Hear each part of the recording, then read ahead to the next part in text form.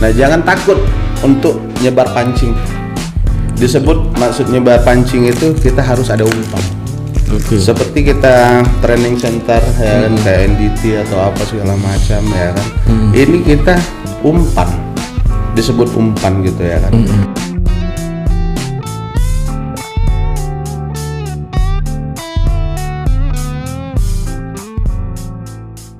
Sekian bulan podcast ini kita adakan ya kan, kita adakan. Saya ngomongnya kita ya Bang ya, Iya. karena saya rasa masih bagian dari kita semua ya kan, Bang Heri Patra. Iya. Nah, akhirnya Bang Heri hadir juga di sini. Akhirnya ya kan, hadir juga. Terus macam mana? Apa Bang kesibukan sekarang Bang? Kesibukannya sekarang di posisinya lagi biasa-biasa aja Bang, nunggu job Bang. Lagi kebanyakannya di KBR. Di KBR ya Bang. Karena kan KBR ini pun suatu bagian dari Yupo juga. Siap, ya. betul bagian dari kita juga. Iya, bagian dari kita juga ya kan. Betul. Memang kadang aku pengen ke sana, cuman kadang waktuku tuh yang itu. Namanya kan aku nih memang macam mana ya? STM. Sibuk tak menentu. Luar biasa. Iya. Bang Heri, udah berapa lama bekerja atau beraktivitas di bidang oil and gas, Bang? Terlepas itu akses atau bukan gitu ya? Nah, dari sebelumnya itu. Kalau oil and gas ini udah cukup lama bergerak di bidang oil and gas, termasuk ya kan awalnya masuk ke Batam ini tahun 2000 ya kan. Terus 2001, 2002 sampai 2009 itu habiskan waktu di Medermont. Abang 2020 ke Batam. Itu 2000 tahun 2000. Tahun 2000 ke Batam. Ya. Itu lulus sekolah Bang waktu itu. 94 lulusnya. Abang lulus 94. Ya. Bang, Abang kelahiran mana? Oh, kelahiran Batu Raja. Batu Raja itu sebagian dari tengah-tengahnya Palembang sama Lampung. Tengah-tengahnya Palembang sama Lampung. Ya, nah, betul. Tahun berapa tadi lulus Bang? Tahun 94. 94. Ya. 94 ke 2000 baru ke Batam. Betul. Nah, itu selama 94 berarti 95 sampai ke 99 lah kita bilang gitu. Betul. Ya. Itu aktivitas apa Bang? 94 sampai 99 itu aktivitasnya tuh banyaknya di Medermont. Medermont itu awalnya di Medermont itu sebagai painting di situ. Oh, di Dermot. Ya. Oh, berarti Abang lulus langsung ke Batam ya? Saya dulu tahun 90 itu awalnya tahun 90 saya pindah ke Jakarta. Nah, itu 9 tahun lebih di Jakarta ya kan. Oke. Nah, terus pernah sekolah di Jakarta juga di Gang Kelinci, Kampung Jawa, STM-nya. Oh, STM-nya malah di Jakarta? Iya, betul. Oh, bukan di Palembang? Bukan. Oke, lulus tadi 94. Ya, Terus? Tahun 90 itu saya ke Jakarta. Oh, tahun 90-nya ke Jakarta. Betul. Oke, habis itu ke Batam tahun? Ke Batam itu tahun 2000. 2000. Bulan 4 tanggal 25. Woi, masih ingat. Sorry Bang, ini kan ada jeda dari 94 tuh sampai ke 2000. Itu aktivitas Abang? Dulu saya ada satu teman yang paling baik menurut saya. Oke. Itu namanya, boleh saya sebut? Boleh Bang. Itu Ahin, orang Chinese ya kan, kebetulan di Jakarta. Dia bergerak di bidang konveksi. Oke. Itu awal mulanya ya kan. Jadi pertama kali bekerja itu di situ. Di konveksi itu saya disuruh jalanin konveksi itu, alhamdulillah ya kan, sampai 4 tahun ya kan. Jadi company itu namanya PT Okenso. Oh, panjangan dari Okenso sendiri itu Ogan Komering Ulu. Jadi Batu Raja itu. Dari Batu Raja itu. Siap. Terus di sana semua yang kita handle gitu kan, dari beli kain-kainnya, terus sampai kita bikin baju piyama. Baju tidur. Perempuan ya Bang ya? Perempuan sama laki-laki. Perempuan laki-laki. Ya, Oke, siap. Nah, itu 4 tahun lebih lah itu ya kan. Jadi habis itu ya kan saya kerja lagi di Cinere. sampai tahun 99. Oke. Lepas dari situ kebetulan saya kesini Ke Batam. ya. Oke, berarti bisa dibilang tuh malah awal karir abang tuh di dunia konveksi ya bang? Ya betul. Ya udah dari bareng temen tadi, Betul. bantuin temen lah ya bahasanya bang. teman, bahasanya. Sampai berdiri jadi perusahaan, 9899 sempat pindah. Itu bidang apa bang? Itu waktu itu kita Di apa nih, Cinere tadi ya? ya di Cinere Iya, kita masuk Cinere. di suatu perusahaan namanya Ventapalen di situ. Pentavalen. Ya itu obat-obatan kayak kita masukin ke apa namanya Apotik, Kimia atau Farma. apa dulu ya. Jatuhnya mamang apa waktu itu? Kita kebetulan kita cuman hanya apa ya kalau bahasa sekarang itu kurir ya. Oh kurir, Pengantarannya. iya iya Nah, ekspedisinya ya. ekspedisinya. Berarti nanti ada sales, datangi dokter, datangi klinik, kita kirim. antar. Siap dari apa tadi konveksi pindah ke apa namanya farmasi lah Ya, kalau bahasa farmasi, saya gitu ya. Ke dunia farmasi. Nah, ke Batam. Ya. Ngapain waktu itu, Bang? Nah, kebetulan di Batam ini kan ada ibu saya juga di sini ya kan. Jadi mungkin di Jakarta udah terlalu lama, udah mau 10 tahunan juga di situ ya. Tapi nggak bandel dulu di Jakarta, Bang kan? Kayaknya sih enggak. Kayaknya ya kan. Iya. Cuman ada kenangan. Ada kenangan Ada ya? kenangan. Oh, ada kenangan siap. Itu sampai waktu itu anak budut juga ya kan di situ ya kan, sampai habis juga ini perut ini kena tawuran kayak gitu ya kan. Oh iya. Padahal awalnya cita-cita ya kan mau jadi angkatan, akhirnya kena ini nggak bisa. Oh, nggak bisa ya kalau angkatan bekas ini nggak bisa. Bekasnya ya kan. Oke, siap. Nah, jadi ke Batam waktu itu karena inilah ya apa namanya direkomendasikan sama orang tua mungkin waktu itu, Bang ya. Iya. No gitu ya, mainlah lu ke sana ke tempat tante atau tempat om gitu ya. Lihat-lihat sana ada kerjaan apa gitu mungkin ya. Oke, terus bayangan Abang dulu waktu ke Batam. Bayangan ke Batam tahun 2000 itu ya kan, ya kalau menurut saya lucu. Dan itu emang bener gitu ya kan. Kita biasa hidup di dunia terus di metropolitan ya disebut Jakarta gitu ya kan. Dunia yang paling butuh super wow gitu ya kan. Iya. Masuk di Batam itu tahun 2000 itu lewat Sekupang itu awalnya kenapa disebut lucu gitu ya kan. Di Jakarta itu sebenarnya kalau kita udah naik taksi ya kan satu orang aja dibawa. Ya. Iya betul. Nah, betul Bang. Nah, itu aku ingat itu mobil Crown King warna kuning kalau nggak salah dari Sekupang itu. Naik saya sendiri bahkan sampai di Jodoh itu ada namanya Jodoh ya kan. Itu 6 orang isinya. Sampai di Jodoh 6 orang 6 di situ. orang ya kan. Nah, jadi bingung di situ.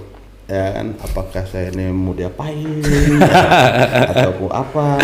Ya. Ya kan, kalau di Jakarta emang kita udah naik taksi, ya itu satu-satunya kita sendiri. Ya, isinya kita lah gitu sampai ya, tujuan. Sampai tujuan gitu. Ya. Oke, siap. Nah, itu.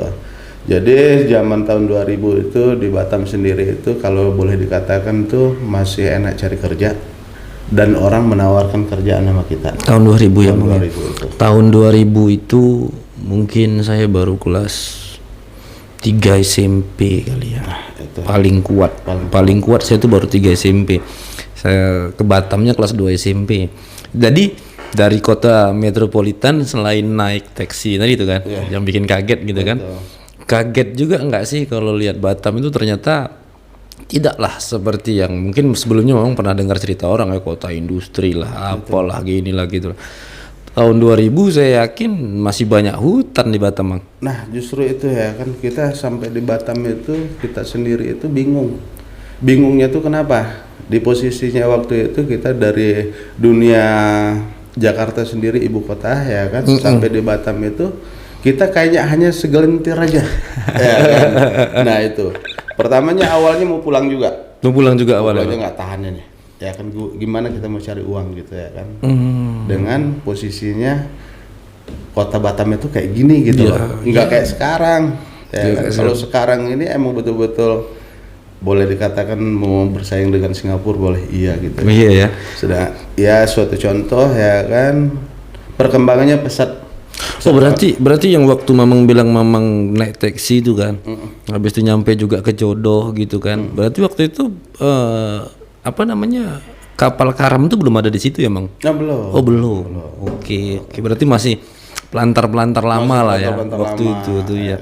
Oke. Tapi memang bukan penghuni kapal karam itu kan? Bukan. Iya. Kapal karam itu Mang saya bingung tuh kenapa nggak jalan-jalan di situ aja kapal karam itu kan. Oke, Bang. Waktu itu Om di mana? Maksudnya tante di mana tinggalnya? Ada Bengkong Harapan 2. Oh, itulah dari apa namanya? Dari Sekupang. Gitu berarti naik kapal ya waktu itu ya. Kapal Kelut Enggak, kita lewat Jambi. Oh, lewat Lewat Jambi. Jambi itu lewat Kuala Tungkal, dari Kuala Tungkal itu kita naik feri Surya Gemilang. Ke Jakarta Kita Jambi. pulang dulu pulang ke Palembang. Batu Raja dulu. Siap. Terus kita naik travel sampai ke Jambi. Dari Jambi itu kita pindah travel lagi ke ke pelabuhan. Oh, ke pelabuhan. Oke. Singkat cerita. Akhirnya tahun 2000 Mamang nyampe Batam nih. Yap. Langsung bekerja di Batam. Saya waktu itu agak lucu sedikit ya kan. Nah, sampai rumah tante saya dikasihin motor itu kalau nggak salah itu motor Alfa. Motor Alfa. Ya, Alfa tahun nih 94. Kaptul Enggak, itu Bukan, kan masih rombong aja kayak Jet Colet. Iya, Jet Colet, Kristal, kan itu iya. dari Yamaha. Oke, siap. Nah, sampai situ ya kan saya kasih ya kan. Mang, aku boleh minta rokok Mama? Oh, boleh silakan. Oke, siap. Jadi Jadi di situ saya disuruh ngapalin Batam. Nah, ini motor, ini kendaraan, ini uang 5.000. Ya kan lucu ya. Iya, masih laku Cuman ya. zaman itu uang Iya. 5.000 itu udah bisa beli rokok, isi bensin, udah bisa makan siang. Siap. Zaman itu ya kan. Kalau nggak salah pada zaman tahun 2000 itu masih mata uang 3 ya. Kita bisa beli rokok atau uang rupiah, uang Malaysia, uang Singapura. Masih Zaman bisa itu ya, Bang? masih bisa. Judi masih banyak, Bang. Judi Kayaknya masih banyak. masih banyak ya. Yang paling ngetop itu kalau nggak salah di Nongsa ya. Di Nongsa ya, Bang. Oke, siap. Nah setelah itu ngapalin jalan ya kan, area-area belum ada GPS ya kalau nggak salah waktu itu ya. Handphone aja masih agak susah lah. Belum lah, Bang. Kalau itu, Bang. Nah, jadi 1 hari setengah itu saya udah hafal Batam itu. 1 hari setengah. Iya. Jadi mutar aja lah kerja. Mutar aja. Nggak takut hilang Abang waktu itu? Enggak, ya kan. Bahkan ada berapa kali ya kan kita zaman itu masih zaman agak Texas ya waktu itu di Batam itu ya kan. Nah, saya pernah ditodong juga di Jodoh itu. Oh iya, Jodoh dulu memang agak ini. Jadi mereka salah kaprah kayaknya. Iya. Ternyata orang itu nodong orang-orang saya juga. Ya kan? Oh. Nah itu Iya pernah sih, kejadian. Jodoh memang sering Texas sih. dulu. Iya, banyak yang kayak gitu dulu saya dengar. Sampai saya dulu apalagi kalau budak-budak kayak saya, artinya tahun 2000-an tuh kan saya masih budak-budak banget. Betul. Itu nggak berani kalau ke Jodoh sendirian. Jam 7 malam aja udah nggak ada motor, nggak ada apa yang lewat. Iya, Ya kan? betul. Nah, jadi berapa bulan Abang di Batam baru kerja? Saya gampang, saya agak lumayan cepat waktu itu. Saya 3 minggu saya udah langsung kerja. 3 minggu langsung kerja. Langsung di McDermott tadi? Belum lagi. Oh, belum di mana? Ya kan, pertama kali kita kalau zaman dulu kan belum ada email tuh. Ya. Kan kita pakai fotokopi, kita bawa pakai map, ya kan, antarin. Saya kasih ada 3 CP waktu itu ya kan, saya kasih Kiotronic 1, ya kan, Salam Jaya Lestari 1, terus kalau nggak salah itu Sanusa Sanusa 1. Brother. Brother waktu itu namanya. Di sini di Batam Center. Bukan Persada dulu. Persada ada, Brother ada. Oke, siap. Aku baru Kan dengar. ada 2 itu. Cuman Siap. dulu kan lagi booming di situ ya kan. Nah, 3-3-nya nih saya diterima. Dahsyat, dahsyat. Oke. Cuman saya alhamdulillah ya kan saya sholatin malam, ketemulah itu saya masuk di Salam Jaya Lestari. Oke, Salam Jaya Lestari ya, Bang. Itu kalau nggak salah itu Atong Group, Olympic Group ya, kalau nggak salah dulu. Olympic Group, Bang. Ya, itu yang di sampingnya Mandiri, depannya Martabak Har itu. Oke, siap. Di situ dia stationery di situ. Stationery. Ya. Oke. Sebagai apa di situ? Nah, itu dia, ya kan. Jadi ada 2 posisi waktu itu, ya kan. Saya di gudang juga, ya kan. Saya juga antar barang juga sebagai drivernya. Siap. kan. Nah dari situ ya kan mungkin antara 5 atau 6 bulan saya di situ saya keluar. 5-6 bulan bang ya. Itu udah karena- tambah hafal Batam bang ya. Ya karena kita ngantar sendiri Iya, ya kan apa sendiri dulunya. Alhamdulillah cepatlah hafalnya karena kalau dibanding Jakarta itu kecil lah Batamnya. Iya jauh bang. Terus kan model Batam juga setumpuk-setumpuk. Betul, zaman dulu kan oh ini doang, ini aja. Bahkan mungkin kalau zaman itu kayak Botania ini mana ada? belum ada. Belum ada Iya, kan? belum ada. Boleh dikatakan belum ada lah. Betul, Ya, betul, kan? betul. Jadi arahnya itu dulu itu yang agak ramai itu Tiban gitu, Batu Haji gitu ya kan. Malahan di Batam Center itu aja, Batam Center ini aja dulu ya kan tempat orang bilang tuh Bu, tempat jin buang anak gitu ya. Iya, bang. Padahal di sinilah pusatnya kota Batam. Betul. Akhirnya. Saya masih ingat juga tuh bang waktu kami punya sekolah dipindah kan dari Batu Ampar bang, bayangkan dari Batu Ampar itu lokasi yang dekat Jodoh, dekat Bengkong, dekat Sengkong itu rame kan. Dipindah ke sini nih KDA. Tahun mungkin 2002 apa 2003 gitu kan. Ya persis kayak gitu tadi bahasanya. Sekolahmu tempat jin buang anak. Betul. Jauhnya lah dulu dianggap KDA itu gitu kan. Betul. Oke, jadi 5 bulan tadi ya bang? Ya. 5 bulan. 5 atau 6 bulan. 5 atau 6 bulan. Nah selanjutnya abang kemana? Nah selepas itu zaman itu ya kan kita pernah jadi tukang ojek juga. Di saat itu tahun 2000 itu boleh dikatakan masih bisa dihitung motor itu di Batam ini. Enak ngojek bang ya? Wah lebih dari kerja. Saya kan bahkan yang Pamong Praja, Amadip, Pam itu kawan saya banyak.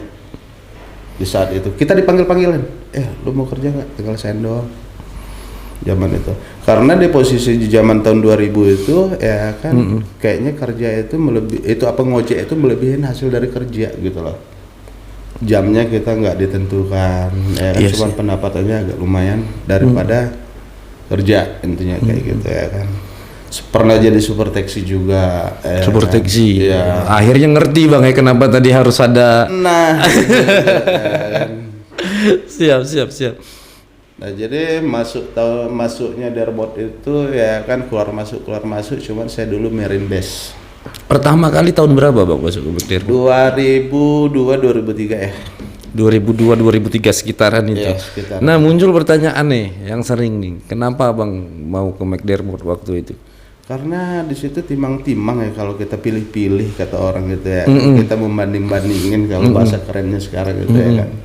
Nah, itu yang paling lumayan Untuk perusahaan ya? untuk perusahaan ya kan. Oil and gasnya yang paling ngetop kalau daerah Batu Ampar tuh itu ya dulu ya. Tapi kan abang waktu itu hampir bisa aku bilang lah dari cerita nih kan, tak ada sama sekali di baik ke Marine ataupun ke constructionnya gitu kan. Betul.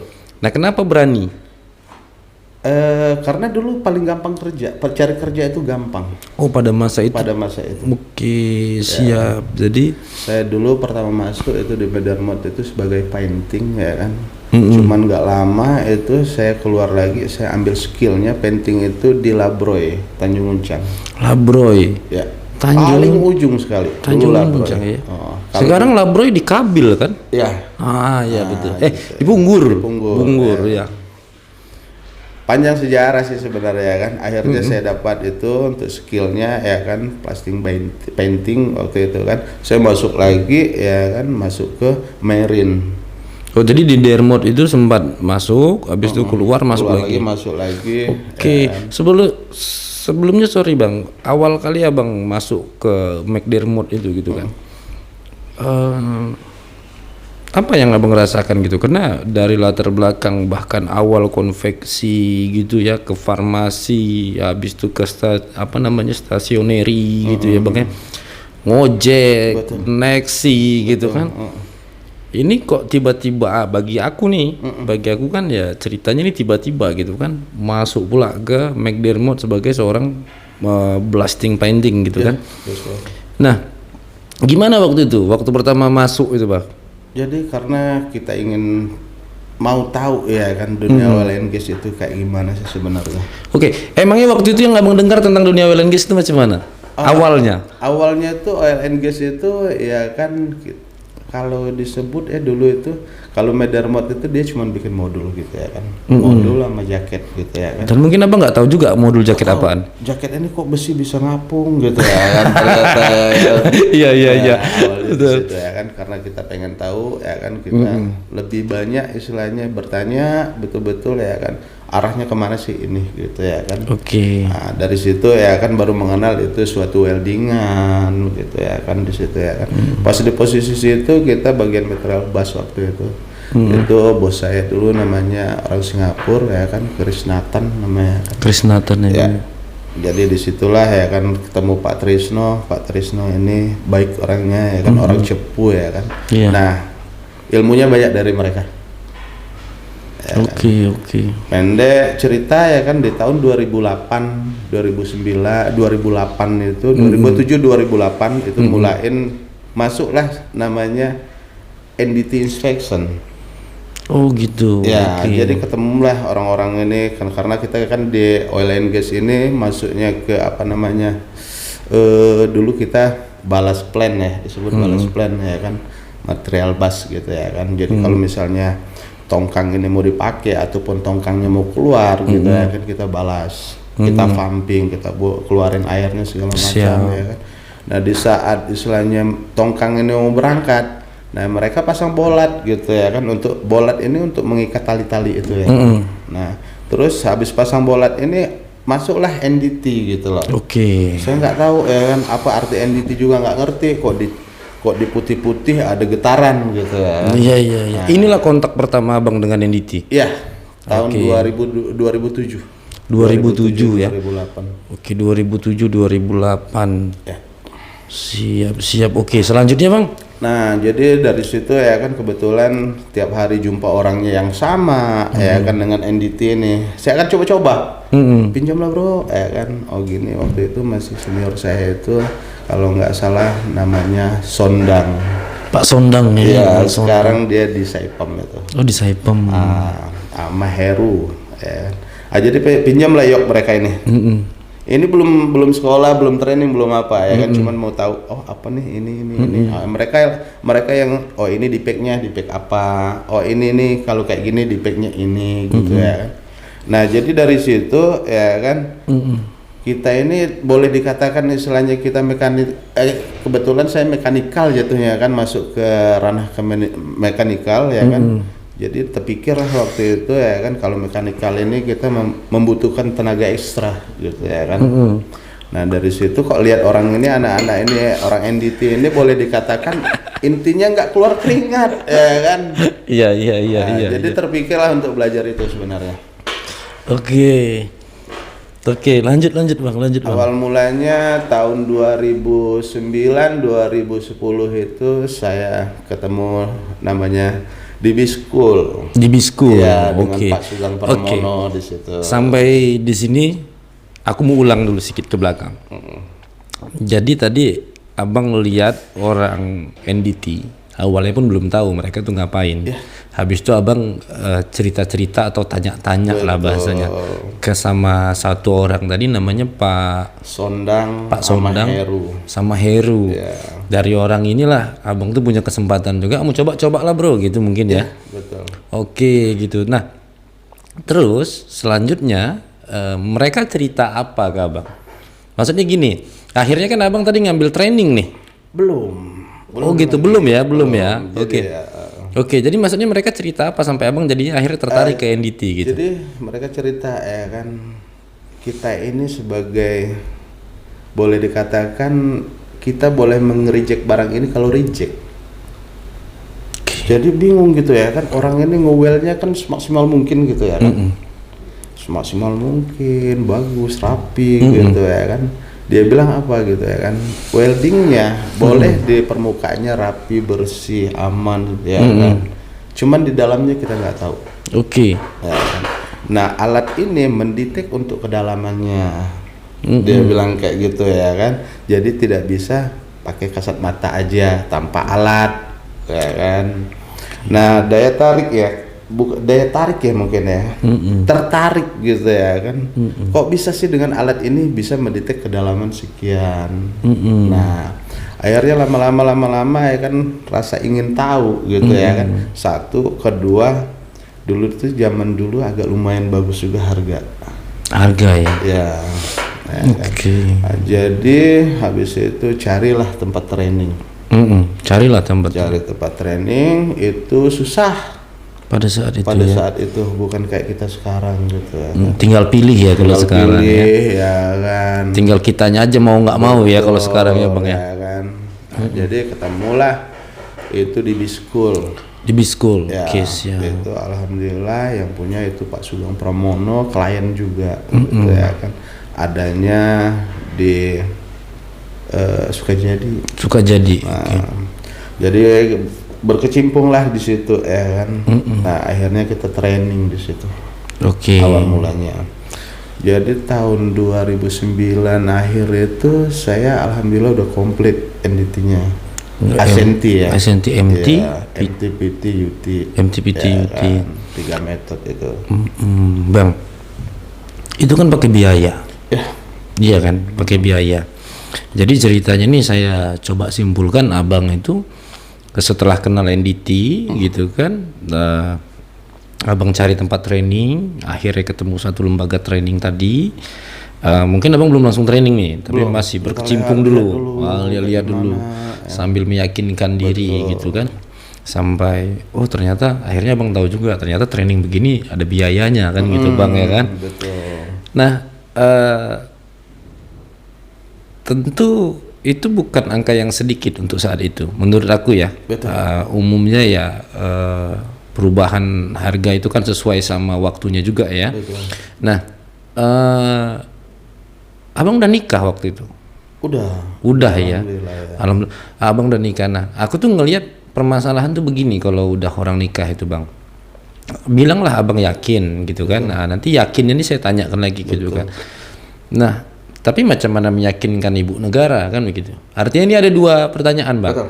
Yang pertama itu, kenapa abang yakin untuk mengeluarkan uang mengikuti training itu selain rasa tertarik abang yang di awal tadi abang bilang gitu loh. Maksudnya yang menjadi alasan abang kuat, oke ini aku tertarik gitu ya. Banyak bang, banyak kayak aku ini tertarik aja kalau lihat training itu. Tapi kadang waktu dengar uangnya segini gitu kan, wah banyak juga ya uangnya kan gitu kan. Betul. Jadi ragu dan nggak berani, bahkan kadang ada uang nanti aja lah gitu. Nah apa yang bikin abang, ini yang pertama pertanyaannya, apa yang bikin abang yakin? Di situ alhamdulillah ya kan, kita sedikit-sedikit kita harus ada simpanan bagi kawan-kawan yang muda-muda ya kan. Nah Ya kan, ini motivasi buat kawan-kawan yang muda dulu ya kan. Jangan takut bersaing intinya kan, karena kami akan habis juga, ada masa pensiunnya gitu ya kan. Kadang-kadang istilahnya kawan ya kan, bro mau ngambil NDT, ini bro udah banyak nih bro, ya kan. Mau ngambil raw access, bukan hal yang sedikit uangnya untuk mengeluarkan itu juga ya. Nah jadi banyak kawan-kawan kalau misalnya ngarahinnya adik-adik kita yang baru ada minat gitu ya kan. Maksudnya ada minat itu untuk keinginan maju gitu ya kan. Nah jangan takut untuk nyebar pancing. Disebut maksud nyebar pancing itu kita harus ada umpan. Seperti kita training center ya kan, kayak NDT atau apa segala macam ya kan. Ini kita umpan, disebut umpan gitu ya kan. Sebenarnya kalau di dunia NDT ini menurut saya ya kan, kita ambil sertifikat banyak pun kadang-kadang cuma 2 terpakai. Cuman kita ada umpan gitu loh. Kesempatan untuk bekerja itu karena kita ada sertifikat tadi gitu loh. Pas alhamdulillah ya kan, di situ ya kan ada uang sedikit kita ambil, ada uang sedikit kita ambil gitu ya kan. Bahkan malahan pada saat itu ya kan kita bisa cicil gitu loh. Untuk training center ya kan. Ada uang 2 juta dulu, kita masukkan uang 2 juta. Terus kita udah pertengahan jalan kita training, ada duit lebih lagi kita masukin. Bahkan sampai di penghujung kita alhamdulillah lunas gitu loh. Jadi kalau untuk kita mau training gitu ya kan, mau tunggu uang pas itu agak susah. Karena semakin banyak uang kita, semakin besar keinginan kita. gitu. Iya. Masuk deh kata mutiaranya itu kan, inilah yang biasa di-cut buat taruh depan podcast tuh bang, gitu kan, kata-kata kayak gitu. Bang, aku tapi masih belum dapat. Oke. Yang aku maksud, maksudnya yang aku tanya tadi tuh, apa yang meyakinkan abang gitu? Apakah memang abang lihat peluang yang besar di depan, atau abang mungkin tak punya jalan keluar lagi, atau apa yang buat abang tuh memang begitu yakin mengeluarkan uang ini gitu kan? Sebelum kita melangkah lebih jauh, kita tentukan pilihan. Pas ketemu pilihan saya itu satu, yang membuat saya kuat untuk itu ya kan, karena di Batam ini boleh dikatakan dunia oil and gas itu ada di sini. Ya kan, kalau laki-laki ya kan, kalau perempuannya larinya ke Batamindo ya kan. Kalau laki-laki itu semua rata-rata itu boleh dikatakan terbesar ya di Batam ini untuk oil and gas, untuk welding apa segala macam. Artinya bang melihat peluang itu besar bang besar. ya. Bahkan sampai sekarang lebih besar gitu. Makin besar. Makin besar dia. Oke. Jadi jangan takut ya kan, balik lagi ke kawan-kawan adik-adik kita ya kan, baru mau merambah ke dunia oil and gas ya kan. Nggak ada ruginya untuk training. Bahkan sekarang kalau boleh dikatakan gampang. Yang penting ada kemauan aja. Ada kemauan, betul bang. Kalau yang itu aku setuju. Karena memang banyak tempat, banyak fasilitas, tinggal pilih saja yang sesuai, yang mana kan begitu ya bang ya. Oke bang, akhirnya aku dapat. Karena abang melihat peluang itu besar, itu yang bikin abang yakin juga gitu kan. Ya kalau bahasa apanya, menginvestasikan lah di dalam pendidikan, di dalam sertifikasi gitu kan. Nah masuk lagi yang kedua tadi bang gitu kan. Karena tentunya kan waktu kita sudah berkeluarga ini, maka tentu bukanlah jadi uang yang kita dapat, tentulah jadi uang rumah tangga kan, jadi uang negara lah istilahnya. Maka pada saat kita mau mengeluarkannya itu perlulah izin-izin dari ibu negara kan gitu. Ya kan? Waktu itu gimana bang? Maksudnya meyakinkan atau memang nggak ada masalah waktu itu? Karena alhamdulillah ya kan, istri ini dulunya nge-support penuh buat kita. Oke, siap. Ya kan? Jadi apapun ceritanya, apa kemauannya gitu ya kan, mau arah kemana silakan. Oke, siap. Nah, di situ. Di satu sisi ya alhamdulillah ya kan, arahannya bagus gitu ya kan, dan masuk ke kitanya. Oke, siap.